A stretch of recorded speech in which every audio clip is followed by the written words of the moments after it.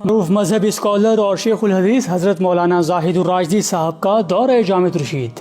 جامع رشید کے شیخ الحدیث اور رئیس دارالافتاء حضرت مفتی محمد صاحب اور دیگر اساتذہ کرام سے ملاقات کی، مختلف موضوعات پر تبادلہ خیال کیا۔ اساتذہ کرام کے ساتھ مختصر نشست ہوئی جس میں مولانا زاہد الراشدی صاحب نے فرمایا، ہمارے پاس ایک ہی دباؤ ہے، دینی حلقوں کی وحدت اور سٹریٹ پاور۔ ہمارے پاس تیسری کوئی طاقت نہیں۔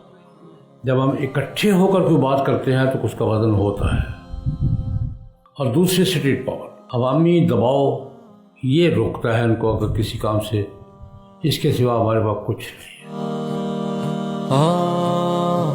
نماز عشاء کے بعد جامع رشید کی جامع مسجد میں تمام طلبہ کرام کے ساتھ بھی اصلاحی موضوع پر بیان کیا، جس میں ان کا کہنا تھا، اظہار زبان کے ذریعے، لکھنے کے ذریعے اپنی بات کا اچھے طریقے سے اظہار کر سکے، اچھی بات ہے، یہ سیکھنا چاہیے۔